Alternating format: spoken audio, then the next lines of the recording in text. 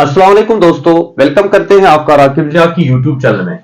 दोस्तों, आज हमारा जो इंपॉर्टेंट टॉपिक है that is nature of political science. इससे पहले जो हमने एक वीडियो अपलोड किया था meaning and definitions of political science, तो आज हम इसी क्वेश्चन का दूसरा पार्ट यहां पे एक्सप्लेन करेंगे, nature of political science. So, as you already know that political science is the branch of social science. It's mainly concerned with the state, government, constitution and law. So there are a number of definitions given by a number of political philosophers about the political science. So today we will discuss the one important aspect of political science that is called the nature of political science. तो nature of political science क्या होता है? जब हम बात करते हैं nature of political science की, तो इसका मतलब होता है कि is political science a science or not? Is political science an art? कि political science साइंस है, political science साइंस नहीं है, political science एक आर्ट है, political science एक social science है. So there are different arguments, there are different opinions about the political science.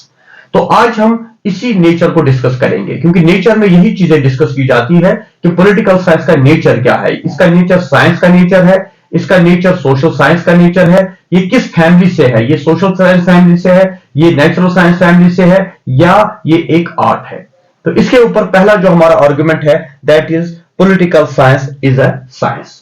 तो political science एक साइंस है. ये बात किसने कही थी? Aristotle, the father of political science. Aristotle ने कहा था ये सुप्रीम साइंस है, मास्टर साइंस है, ग्रेटेस्ट साइंस है, क्योंकि Aristotle is also known as the father of biology.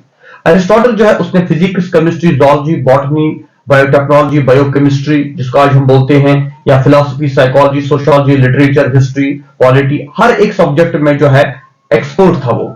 और उसके बाद उसने आज से पहले 2500 साल ये बात कही थी कि पॉलिटिकल साइंस एक मास्टर साइंस है, पॉलिटिकल साइंस एक ग्रेटेस्ट साइंस है, पॉलिटिकल साइंस एक सुप्रीम साइंस है.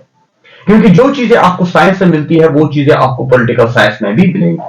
और इस फील्ड में एरिस्टोटल अकेले नहीं है, बल्कि एरिस्टोटल के साथ है हॉब्स, जो जिसका ये आर्गुमेंट है कि पॉलिटिकल साइंस एक साइंस है. Then we have Max Weber, Charles Merriam, Harold D Lasswell, Gilchrist, David Easton, Laski, Bodin. इसके अलावा बहुत सारे ऐसे पॉलिटिकल साइंटिस्ट्स हैं जो मानते हैं कि पॉलिटिकल साइंस एक साइंस है.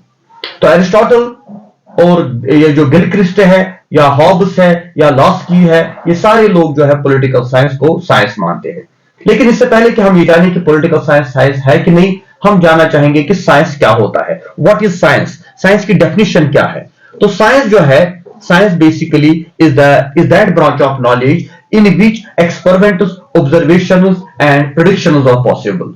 और science is a systematic way of getting knowledge, और knowledge obtained through experiments, observations and predictions, or to gather knowledge through the systematic study. यानी साइंस की जो डेफिनेशन है वो ये है कि सिस्टमेटिक नॉलेज जो होता है ऑर्गेनाइज्ड वे में इसको स्टडी किया जाता है, ऑब्जर्वेशंस होती है, एक्सपेरिमेंट्स होते हैं, टेस्ट्स होते हैं, कॉज एंड इफेक्ट देखा जाता है, और प्रेडिक्शंस होती है. तो ये साइंस की डेफिनेशन है. अब इसके बाद हम देखेंगे साइंस के कैरेक्टरिस्टिक्स, कि जो साइंस है, साइंस के क्या कैरेक्टरिस्टिक्स होते हैं. नंबर 1 जो है दैट इज यूनिवर्सल. यूनिवर्सलिटी होती है. साइंस का मतलब होता है यूनिवर्सल, यानी H2O आप बोलते हैं, ये जो है फॉर्मूला है वाटर की. तो ये H2O जो है फॉर्मूला, ये India, China, France, UK, USA, Australia, Japan, जहां भी हम जाएंगे एक जैसा होगा. यानी जो थ्योरी ऑफ रिलेटिविटी है, ओहम्स लॉ है, या जितने भी फिजिक्स, केमिस्ट्री, जूलॉजी, बॉटनी के लॉज है, थ्योरीज है, कॉन्सेप्ट्स है, वो आपको यूनिवर्सली वैसे ही मिल जाएगा. यानी जो साइंस आप इंडिया में पढ़ते हैं वही साइंस आपको जापान, फ्रांस, रशिया, चाइना में पढ़ाया जाता है, क्योंकि साइंस जो होता है यूनिवर्सल इसके अंदर क्वालिटी होती है. एक और जो चीज जो इसमें होती है साइंस के अंदर, वो हम पाते हैं दैट इज एग्जैक्टनेस. एग्जैक्टनेस यानी जो रिजल्ट आपको यहां मिलेगा सेम वही रिजल्ट आपको दूसरी जगह पे मिलेगा, उसमें कोई चेंज नहीं आएगी, या जो रिजल्ट आज आपको आएगा वही रिजल्ट आपको कल आएगा. यानी अगर हम दो केमिकल्स को मिला के कोई रिएक्शन हो जाती है, कोई एक्सपेरिमेंट हम करते हैं, तो कल दूसरे दिन या दूसरी शहर के अंदर, दूसरी स्टेट के अंदर अगर हम वो करेंगे तो सेम एग्जैक्ट वही आएगा. जिस तरह हम कहते हैं 1 + 1 = 2, तो there is no doubt, it is exact. ये जो है ये पूरी दुनिया के अंदर एक जैसा ऐसा ही होगा. थर्ड जो इसमें बोला जाता है दैट इज प्रिडिक्शंस, कि साइंस में हम प्रिडिक्शन करते हैं, फ्यूचर के बारे में जानते हैं कि कल क्या होने वाला है, 10 साल 100 साल के बाद क्या होगा। तो साइंस में जब एक्सपेरिमेंट्स होते हैं उसके ऊपर हम प्रिडिक्शंस करते हैं। आप देखिए, जो आज हम एनवायरमेंट की बात करते हैं, मौसम की बात करेंगे, तो हम हर दिन सोनम वोटर्स की बात सुनते हैं कि कल बर्फ पड़ने वाली है, बारिश पड़ने वाली है, धूप रहेगी, इतनी देर रहेगी, इतनी सुनामी आने वाली है, या कोई वॉल्केनो इरप्ट होगा, या कोई और चीज। ये जो है प्रिडिक्शन करता है साइंस। तो साइंस में एक और क्वालिटी होती है प्रिडिक्शन की। एक और चीज जो है साइंस में दैट इज एक्सपेरिमेंट्स, कि साइंस में एक्सपेरिमेंट्स किए जाते हैं।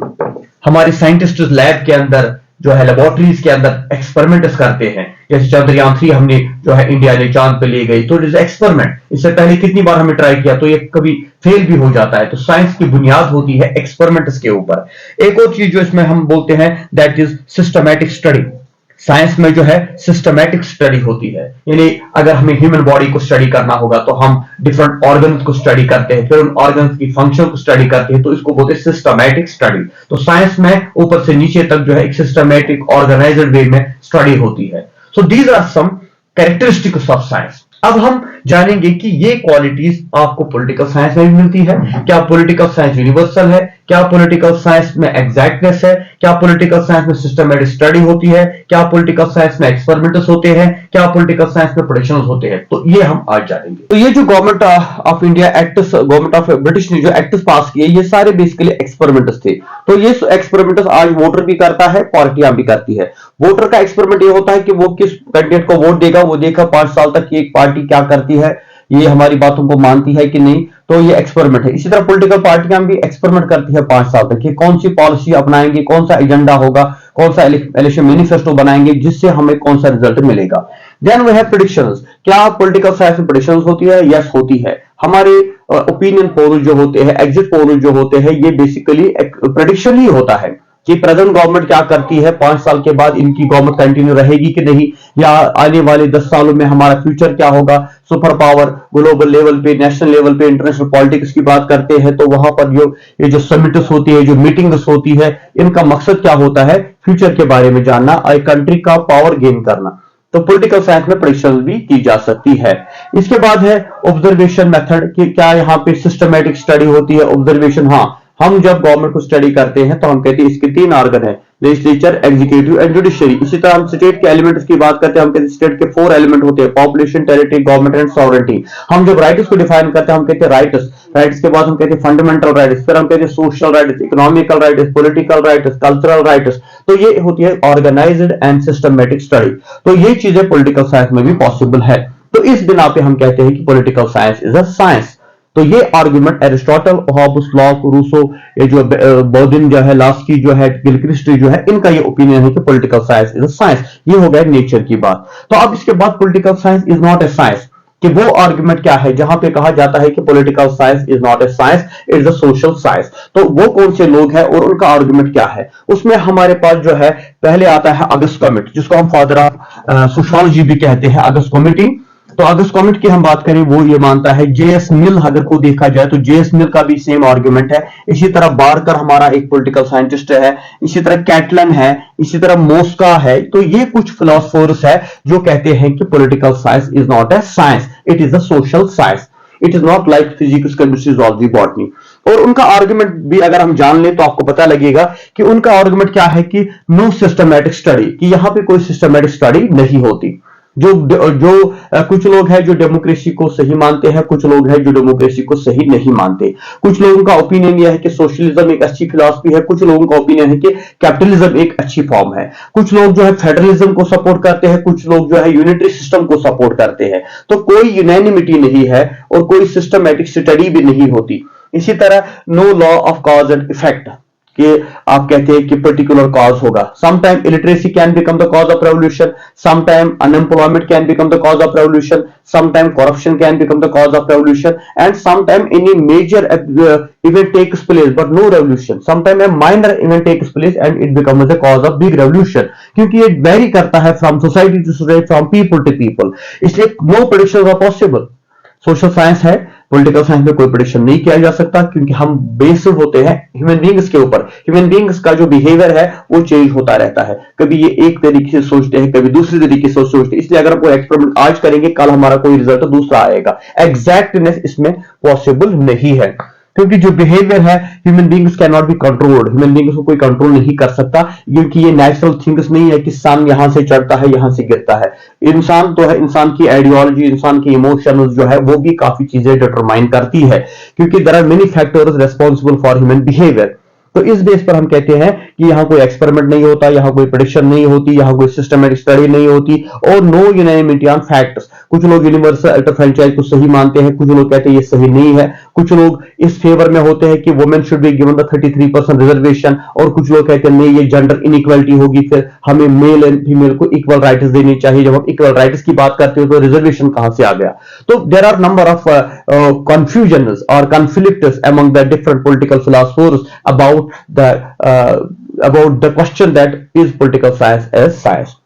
अब कुछ लोग कहते हैं पॉलिटिकल साइंस एंड आर्ट। क्या पॉलिटिकल साइंस एक आर्ट है? आर्ट का मतलब होता है स्किल, यानी जो particular way of doing something, कि आपको ये आर्ट आता है how to govern the people, how to control the people, how to rule the people. क्योंकि अगर मैकियावेली की प्रिंस को देखा जाए, या आईन अकबरी अबुल फजल की देखी जाए, और फिर शास्त्रा को देखा जाए, तो ये आर्ट है। यहाँ पे पॉलिटिक्स को आर्ट बोला गया कि आपको ये आर्ट आना चाहिए, आपको ये स्किल आना चाहिए कि आप कैसे गवर्न करते हो, आप कैसे रूल करते हो। तो कुछ लोगों का ओपिनियन ये भी है कि लोगों को इन्फ्लुएंस करना, लोगों को अट्रैक्ट करना, लोगों को कंट्रोल करना जो है, ऐसी पावर की डेफिनेशन जो है that is to control the minds and activities of the people और टू इन्फ्लुएंस द पीपल। तो इसीलिए पॉलिटिक्स भी क्या होता है? पॉलिटिक्स भी पावर। तो पॉलिटिक्स का मतलब क्या है? टू इन्फ्लुएंस, टू कंट्रोल, और टू कंट्रोल द पीपल, और टू गाइड द पीपल।